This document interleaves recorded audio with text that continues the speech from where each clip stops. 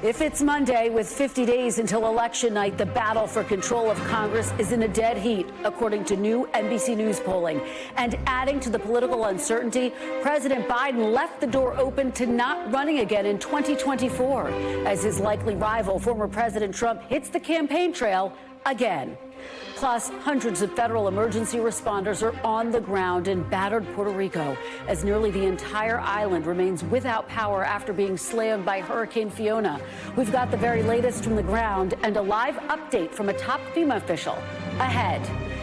And all eyes on the crown as Britain, the royal family, dozens of world leaders and millions of mourners say a final farewell to Queen Elizabeth.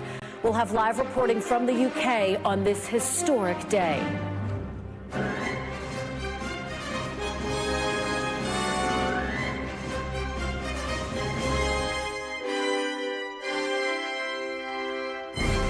Welcome to Meet the Press Now. I'm Kristen Welker. President Biden is on his way back to the U.S. after attending the funeral of Queen Elizabeth II in the U.K. And he returns 50 days out from November's midterm elections with campaign season in full swing. And our new NBC News poll shows a stalemate in the race for Congress with 46% backing both Democrats and Republicans. Take a look. This is a dead heat, folks. That number has been fairly stable in our polling for more than a year now, with neither party ever leading by more than 2 points. At this stage in the race, the two parties are running on totally different sets of issues. Republicans are focusing on border security, crime, and the economy, three issues where they have a big edge over Democrats. In the history of our NBC poll, Republicans have never had a bigger lead on all three of these issues. Take a look. Plus 36, plus 23, and on and on. Democrats are all in on abortion, and former President Trump, they have a record high advantage on the issue of abortion.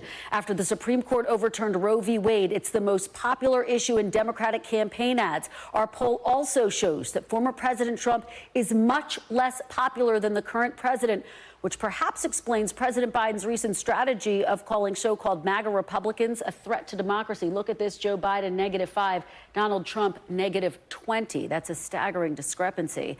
Mr. Trump is still holding rallies for Republican candidates, and in fact, his most recent event in Ohio Saturday featured remarks given over music that sounded a lot like a song associated with the QAnon conspiracy theory and was accompanied by rallygoers appearing to salute the moment by raising one finger in the air, seemingly a reference to the QAnon song.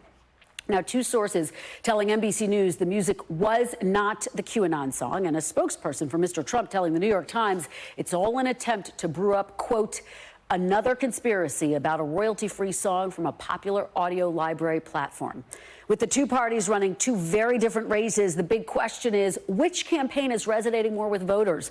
We've got some new insights into that in our NBC News poll as well. And to break it all down is who else but NBC's Steve Kornacki, and where, of course, would we find him but the big board? Hey there, Steve. It is so good to see you on this Monday. So what did we find in the poll when we tested these two messages against each other? What do your numbers show? Yeah, it's interesting, Kristen. You look at some of the specific advantages Democrats and Republicans have on these particular issues in our poll. If you try to kind of package them together into sort of a platform and run it by voters, this was an interesting thing we did in this poll here. We invented a candidate Jones, and we invented another candidate Smith, and we didn't say anything about what party one or the other was from, but I think you can see here, candidate Jones, we described to poll respondents this way: somebody running on emphasizing issues such as lowering health care costs, ensuring corporations pay a fair share, standing up for democracy, rejecting election lies, opposing abortion bans, ensuring the right to make health care decisions. But sort of a platform here for candidate Jones. And when we offered voters that platform, 46% said, yeah, I'll vote for candidate Jones, as opposed to candidate Smith running on a platform that looks like this: gas and grocery prices getting too high, hurting Americans, rise in violent crime, migrants crossing the border illegally, COVID lockdowns leading to educational disadvantages for children, and just the overall message that you hear of change needed. And when you offer that platform versus that platform, 32% for the Smith platform, 46% for the Jones platform. Again, we're not telling voters here one of these is something you're more likely to be hearing from a Democrat, one is something you're more likely to be hearing from a Republican. But it is, I think, interesting when you put these sets of issues, put these sort of sets of priorities together. One of the reasons, perhaps, because we are talking about, the expectations coming into this year of Democrats as the White House party being at a disadvantage. One of the reasons why that generic ballot might be tied right now is this sort of cumulative set of issues does seem to offer them a bit of an advantage. And Steve, it's so fascinating. Of course, I just want to underscore this point that you're making, that we did not associate these two names with either party. So when you look at these numbers, Steve, what do you make of the disparity? What's the takeaway here for both parties now, 50 days out from voters going to the polls? Yeah, I mean, I think there's a clue here. There's a clue here just in terms of, again, you hear a lot of the messages you're seeing here from the candidate Jones side from Democrats. You hear a lot of the messages from the candidate Smith side from Republicans. And one of the things we've been kind of puzzling over the last few months is the Democrats have improved in terms of their standing heading in. A lot of indicators have improved for Democrats in terms of their standing heading into November. I think sometimes, the best thing to do is just zoom out and focus, as you showed at the top here, on that generic ballot and think for a second that 46-46 Democrats versus Republicans. I think it tells you two things. Number one, the way we just laid it out doesn't automatically mean that every voter sees it that way. They may define the difference between the two parties differently. They may identify each party with different messages, different ideas than that. But I think the fact that it's 46-46 in September, if you went back to 2018, to 2014, and to 2010, those are the last three midterm elections, and each one of them was a wave election, right? The wave election against Donald Trump in 18 and two wave elections against Obama in 14 and 10. If you looked at the polling average at this point in all of those elections, there was a clear advantage to the opposition party. And we see 46-46. What we're seeing in this poll is different than what we saw at this same point in the last three midterm elections. Those were all wave elections. Republicans have been counting on this year being a wave election. We're 50 days out, and we're asking, is it going to be that at all? Or is this going to be one of those sort of midterm elections that really does defy history? Yeah, we will have to see. One of the data points that makes it a real nail-biter. Steve, thank you so much for breaking those numbers down. Really appreciate it. We want to bring in today's panel, Eugene Daniels, Politico White House correspondent and co-author of Politico Playbook, Stephanie Schriok, Democratic strategist, and Stephen Hayes, editor of The Dispatch and an NBC News political analyst. Thanks to all of you for being here on this Monday, kicking us off 50 days out from the midterms. Eugene, I want to just start with you. Big picture. Our pollster summed up the situation this way, writing, quote, there are essentially two campaigns in America right now. There's a campaign about the economy, cost of living, crime, and border security, and Republicans are winning this campaign. But there's a second campaign on abortion, democracy, and climate change, and Democrats are winning that campaign. Do you agree with this assessment? What does it mean? I think they're right, because you talk to voters, you talk to strategists, and they are seeing these lines of demarcation in how people are selling what they've done in the White House or in Congress, or what they want to do if they were to take back Congress when it comes to Republicans. I will say, though, when you talk to Democratic strategists and they talk about those issues, they like to say that on abortion, on climate change, there's more of a majority that agree with them than it is with Republicans on the other things, right? And that's something that they're banking on. I will say the economy capture it, but when you talk to voters and you ask, do you feel like you have enough money for and a lot for sure. Stephanie, what about that? Because we did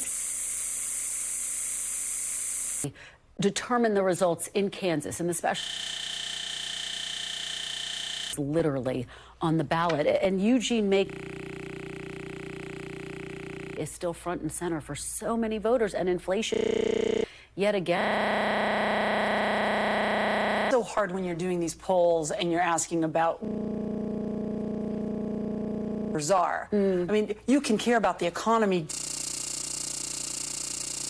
that the United States Supreme Court stripped you of your whether or not you're going to have an abortion. You can hold the thoughts at the...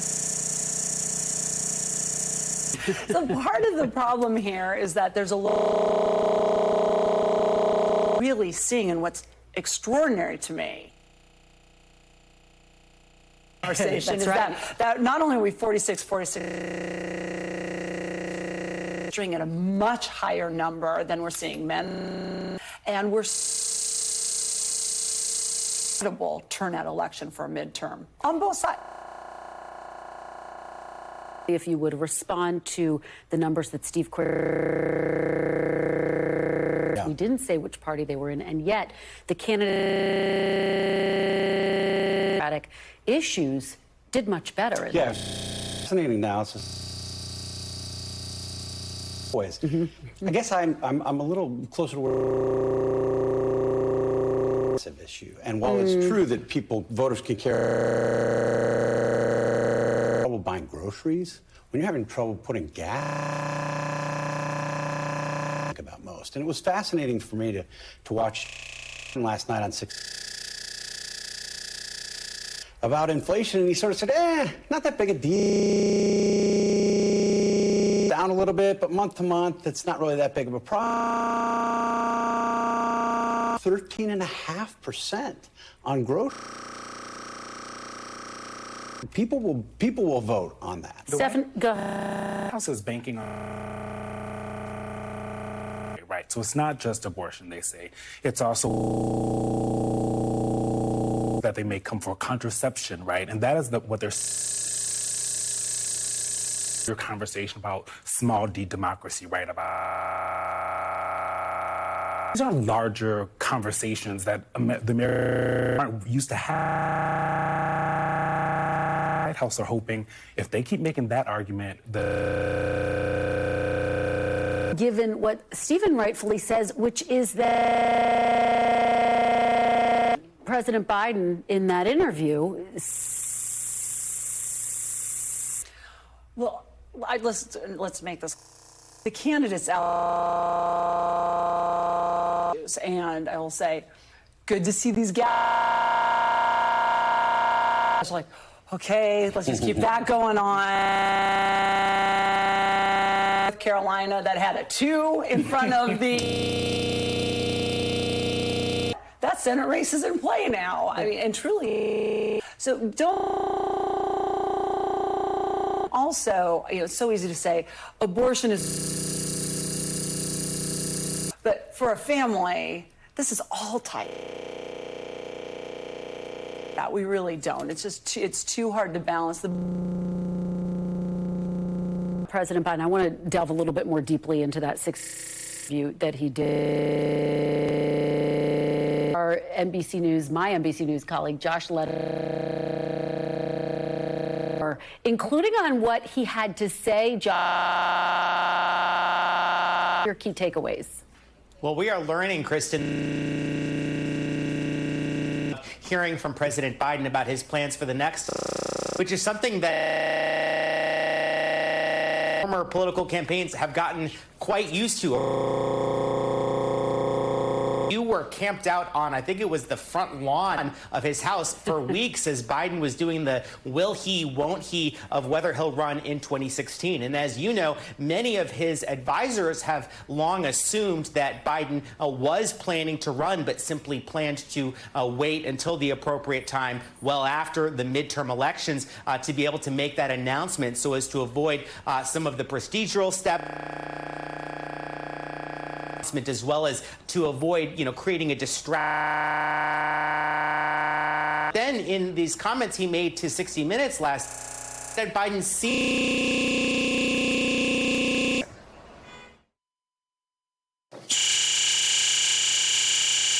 Are there certain conditions that have to be right? And again, all of a sudden, a whole range of things come into play that I have requirements I have to change and move. And it's much too early to make that kind of.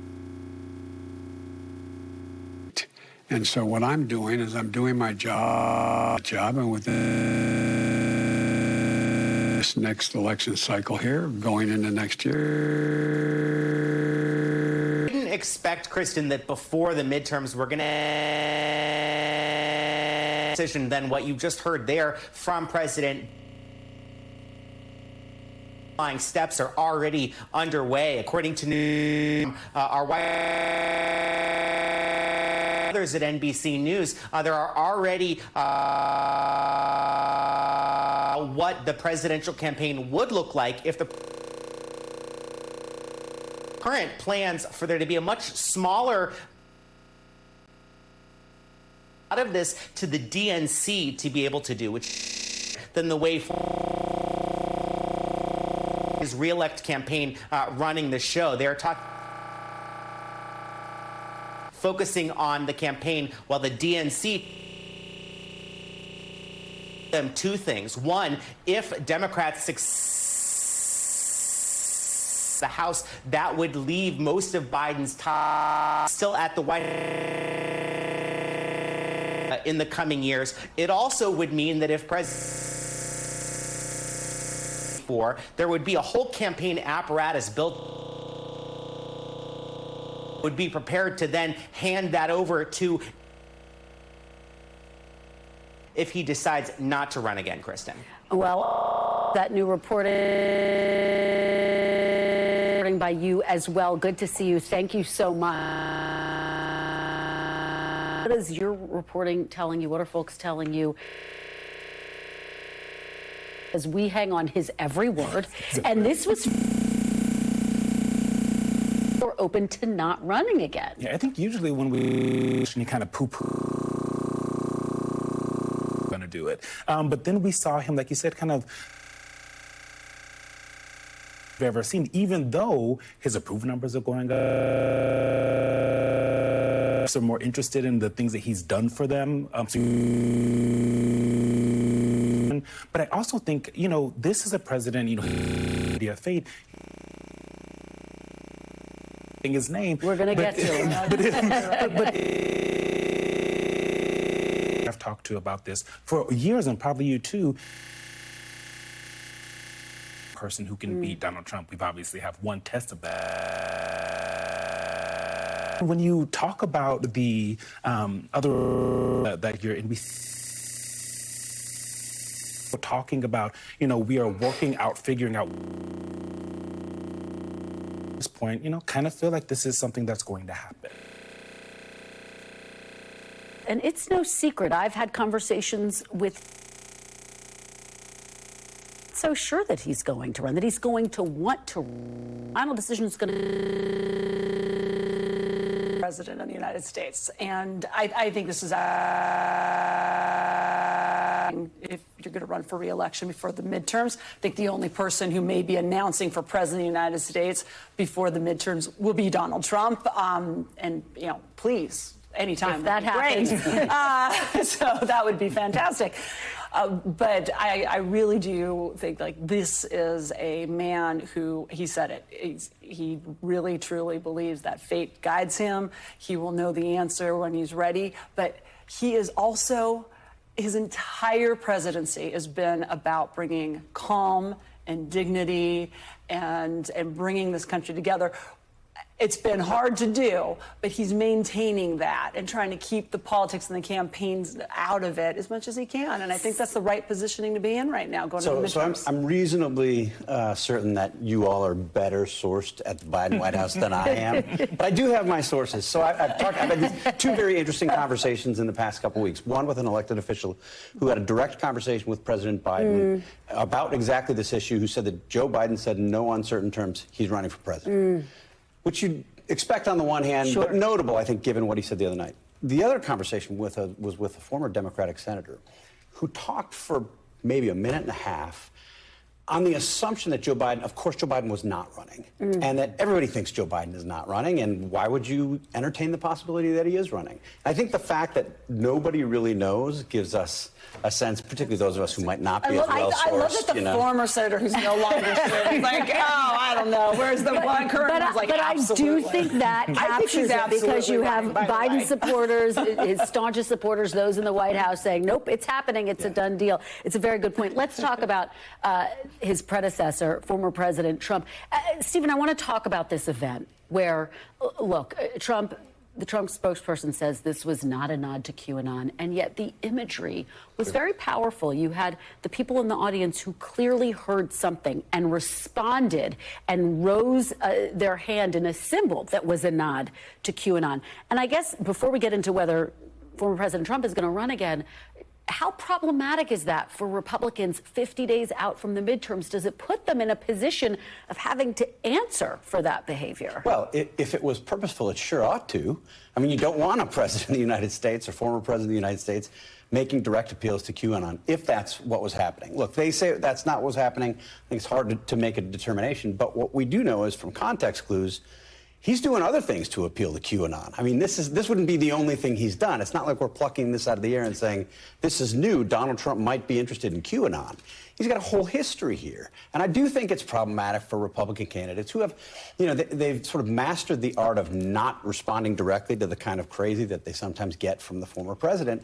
This will be hard to do, I think. Well, here, Eugene, you have an example of in 2021 when Glenn Youngkin won the Virginia governor's mansion. He did so in a climate when the former president was really not in the headlines in such a prominent way. He walked a very fine line when it came to the president. Now, you have a very different situation where a number of these candidates, Kari Lake, for example, in Arizona, is not walking a fine line as it relates to former President Trump. And now you have a number of candidates, Don Bolduc, for example, who's trying to figure out how do I position myself as it relates to the former president. So how complicated is it now that the former president is in every headline? It's extremely complicated, and also because the headlines aren't good, right? Like if he was just out and talking, that'd be one thing. But these are headlines about whether or not how he treated classified material after leaving the White House. And, you know, the Glenn Youngkin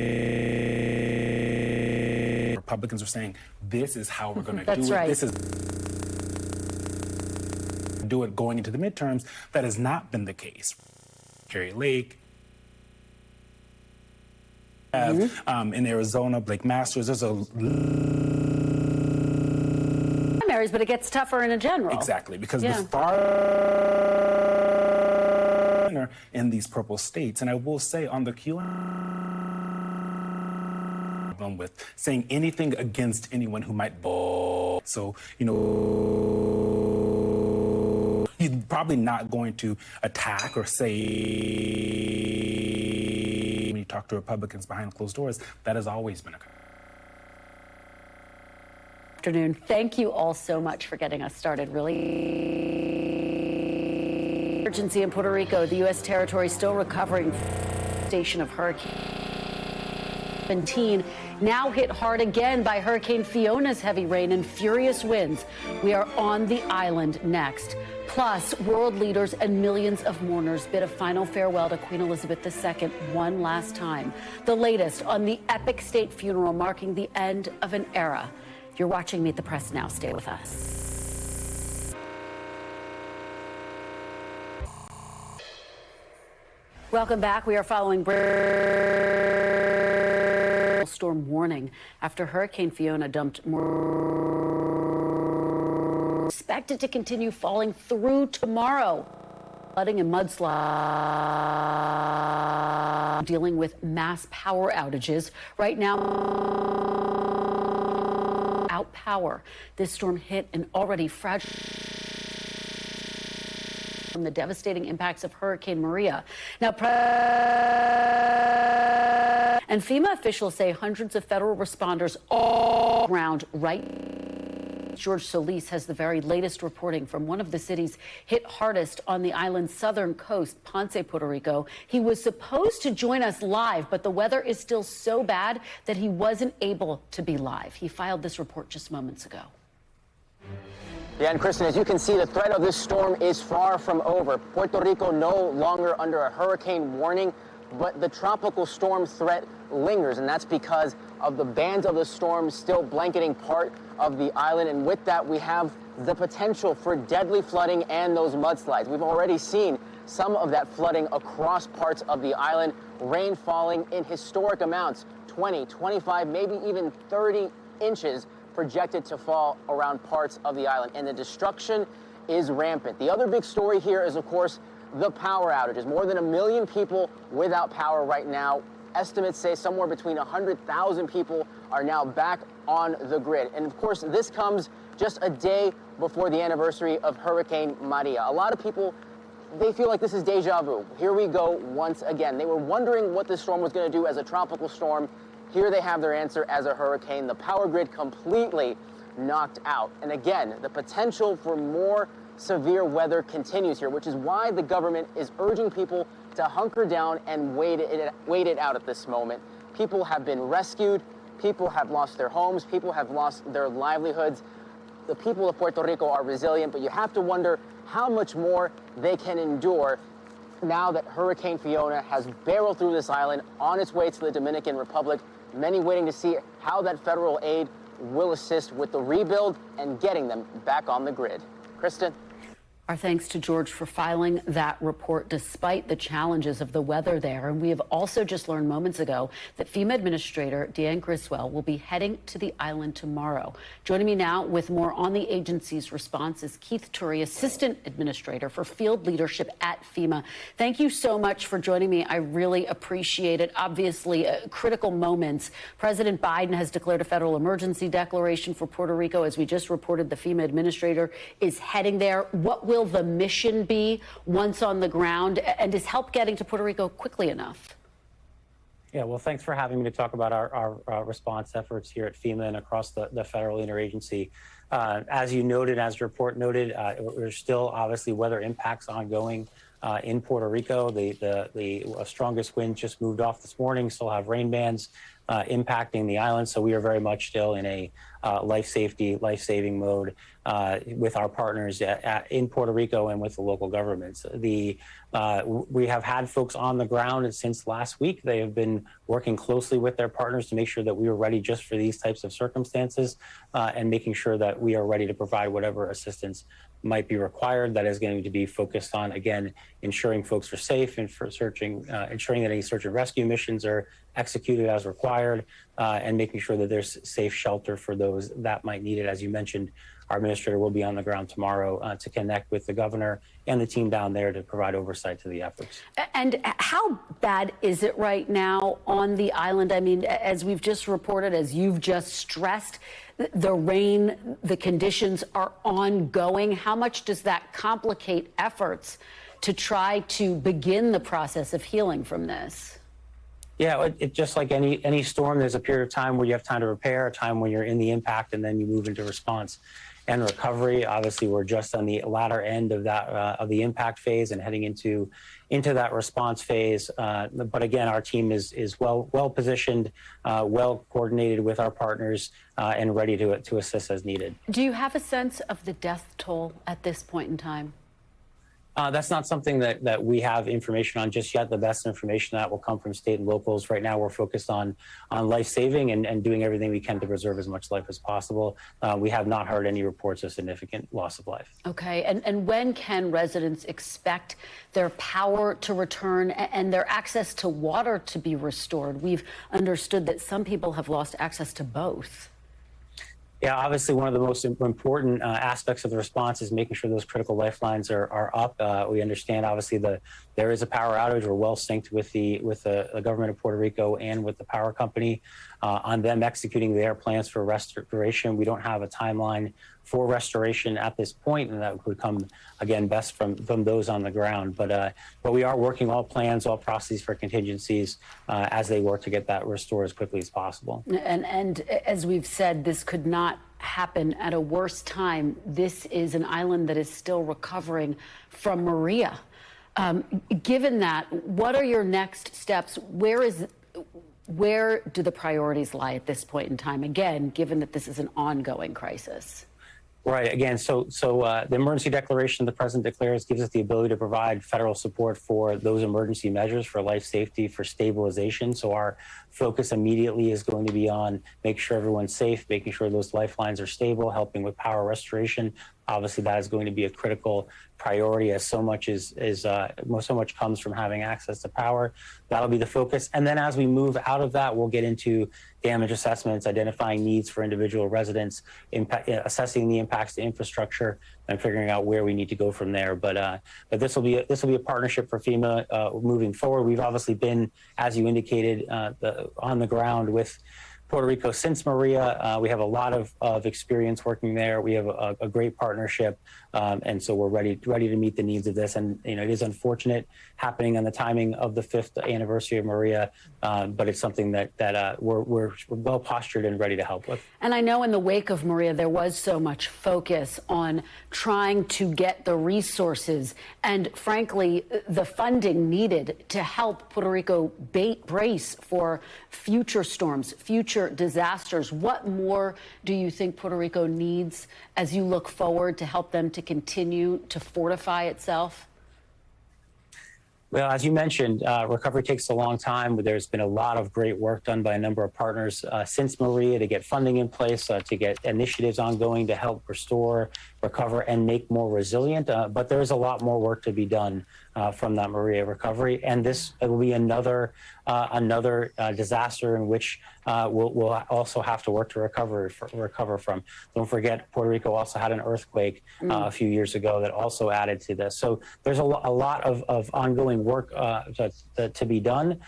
We are focused on that response right now, but with an eye, as you mentioned, towards making sure we put Puerto Rico in a position to be as resilient as possible into the future. And just finally, for people who are watching right now, what is your message for those who want to help? What's the best way for people to contribute? Yeah, so one of the best ways to contribute is to partner with an organization that is providing support. You can go to FEMA's website for a look for those that are providing assistance. You can also go to the National Organizations Active in Disasters website and to find organizations that are helping and provide your support to them. Well, we know the next 24 or 48 hours will just be incredibly critical. Keith Turry, thank you so much for joining us and for that information. We really appreciate it. Thanks for having me. Coming up next, a funeral fit for a queen. Britain's longest-serving monarch laid to rest in Windsor Castle alongside her late husband as the royal family pays their respects and says their final goodbyes. You're watching Meet the Press now.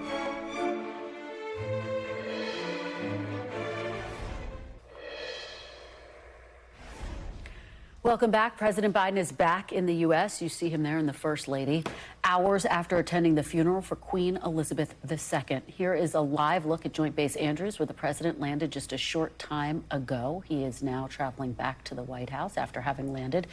The Queen was laid to rest today after a state funeral filled with pageantry and elegance. President Biden was among the world leaders in attendance at Westminster Abbey for the initial service, which was followed by a procession to Windsor Castle.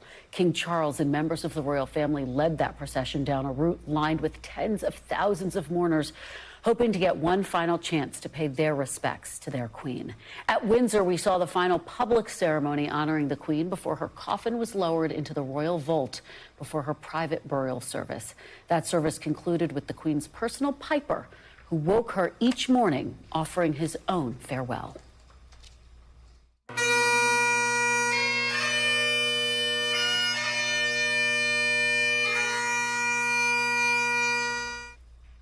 One of many moving moments that unfolded today. I'm joined now by NBC's Molly Hunter at Windsor.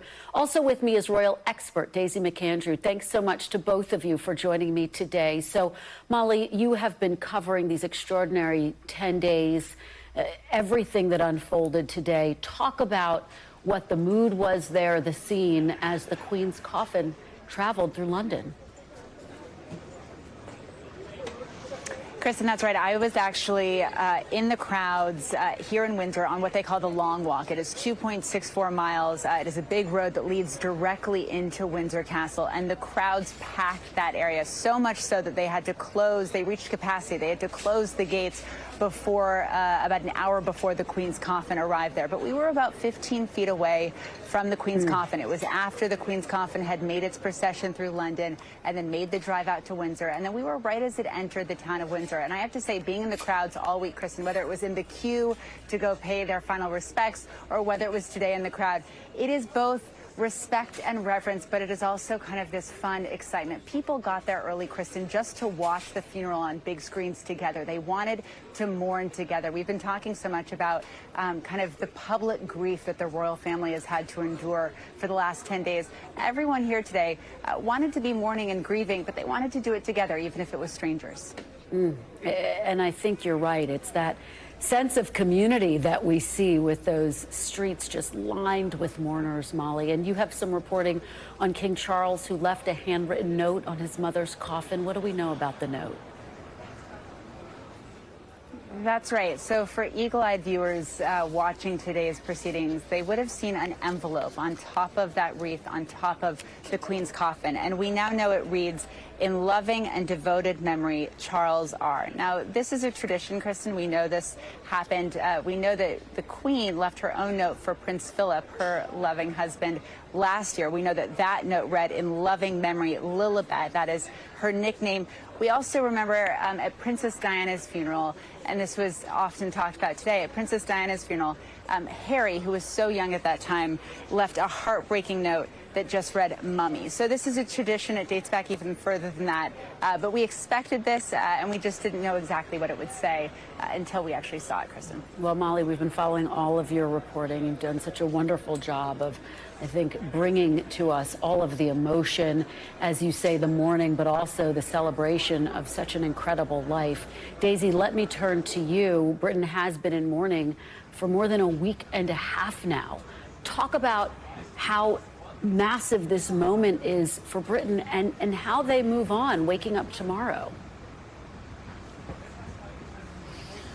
I just would like to echo really some of what Molly was saying, because this is a shared experience, and I think that nature of people coming together, it is to share a story, to close a door, a full stop is the way some people have been talking about it, a full stop in our national history, but also trying to look forward and think what comes next. And people talk about these rituals, and do they really mean anything? But of course they are part of our national story. And when we look at these traditions that sometimes, I think, looking in from the outside, look like they make no sense at all, but somehow to Brits they do make sense. And there was a sense of being loud and proud about some of those traditions and those rituals today and wanting to share them. But of course, as you were just intimating, it also leads to the inevitable question, if that door has just closed, what's coming next? Yeah, and to that point, there was this remarkable moment near the end of the public ceremony in which we saw King Charles, his face when everyone was singing "God Save the King." I want to play a little bit of that, and then, Daisy, get your reaction on the other side.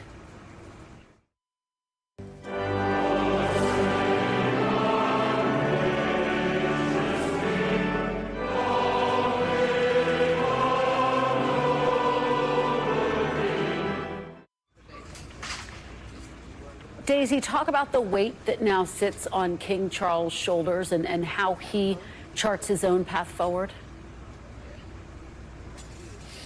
You could really see the weight on his shoulders. And actually, we saw a much more emotional royal family as a whole today than we've seen at similar occasions in the past. You could see a tear in King Charles's eye, certainly once or twice throughout the day. Some of that obviously will be grieving for his mother, but some of that will be the sense of responsibility that this family is now his responsibility to lead it. And then you saw some really sweet moments earlier. We saw the smallest member of the royal family, Princess Charlotte, being looked after, patted on the back as she was having a cry earlier by Meghan. We saw Meghan crying. We saw a lot of really intimate moments of the royal family, and I think that is a message that they do want to portray, that they want to be a bit more human, they want to be a bit more perhaps sensitive and in touch, and not as aloof and formal as their predecessors were. And this question I put to both of you very quickly because we have less than a minute. Daisy, first to you. What do you think people want to hear and see from their new king? I think just picking up on that, they do want to see a more modern royal family. They do want, I believe, to see what he wants, which is a more slimmed down, smaller royal family. And they want to see him appear to get it, to understand what his public wants, what they're going through. Molly? That's exactly right. And I actually want to use one of Daisy's lines that she gave me earlier this week. Daisy described it as that it will be much more of kind of a double act. We will see maybe a Charles as a chairman and Prince William as a CEO almost. And everyone I spoke with a lot of young people, Kristen, about this. Everyone universally said, we want to see more of Prince William. It was notable how prominent Prince William was over the course of these past 10 days as well. And of course, the two brothers together. I know a number of people are hoping that this moment will be a chance for a renewed sense of unity within the royal family. Thank you, Molly Hunter and Daisy McAndrew. We really appreciate your insights after an emotional and historic day. And after the break, war crimes, torture chambers, and nuclear warnings. Ukraine pushes ahead on its counteroffensive as investigators continue to exhume hundreds of bodies in a recently liberated city. We'll take you inside one of those apparent Russian torture chambers after its liberation. You're watching Meet the Press now.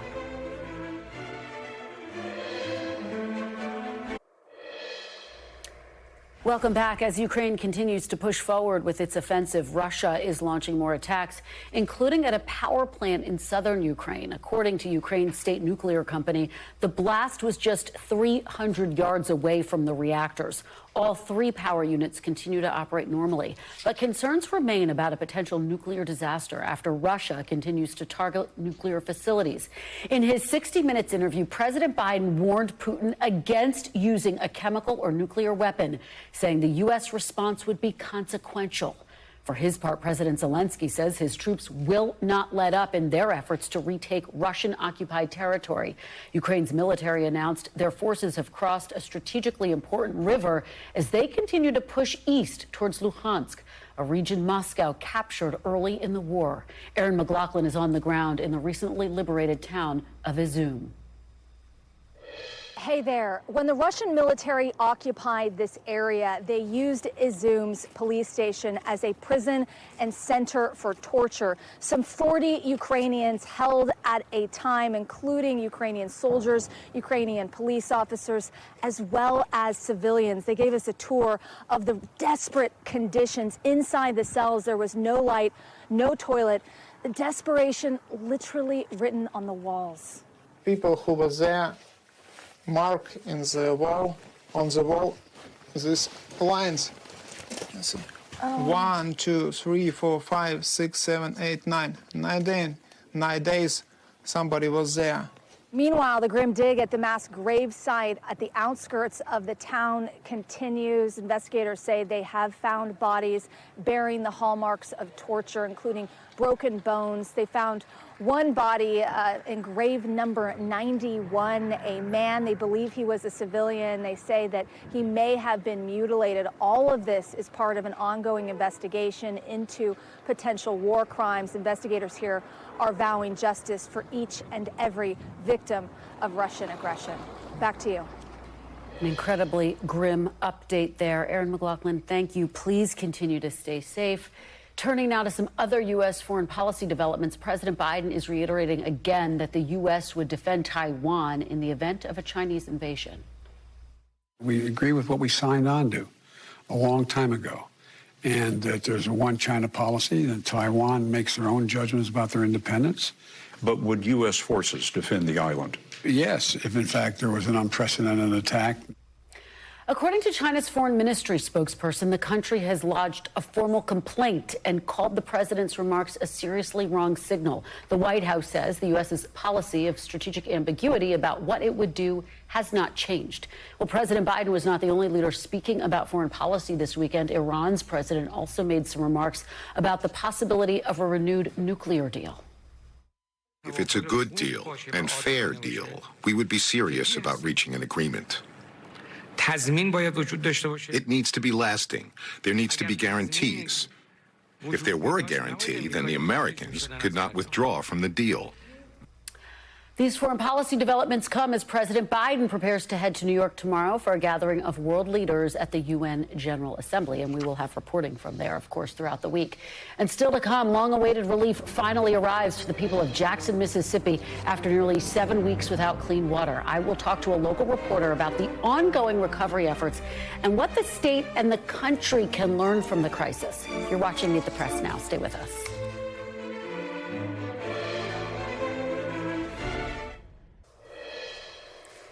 Welcome back. After 7 weeks under a boil water notice, the city of Jackson finally has access to clean water. Mississippi Governor Tate Reeves announced that at the end of last week.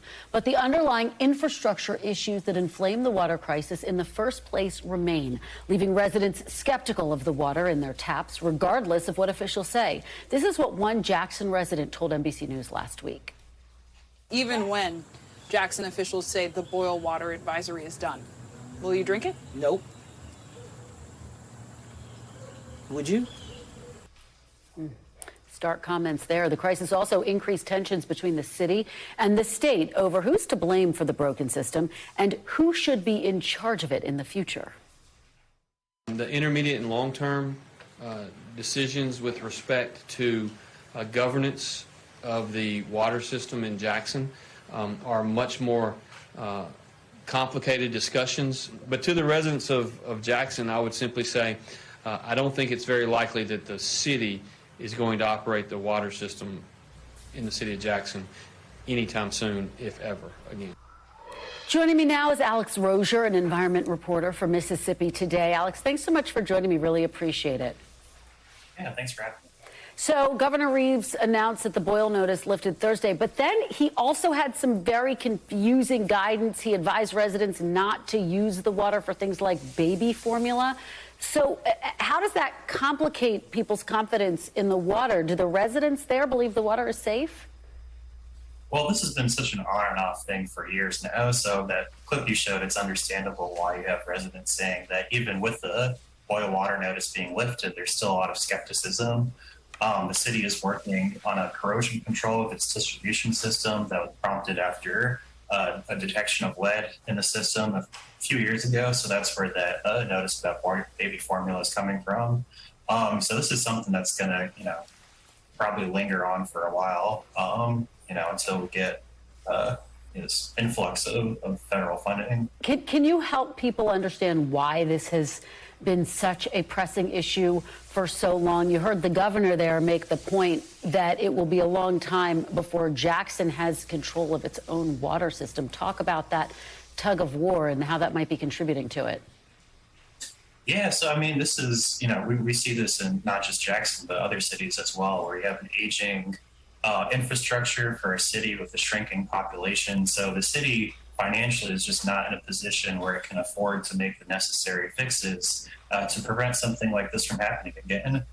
So that's why, EPA Administrator Michael Regan is in talks with how to use some of this federal funding to help the city.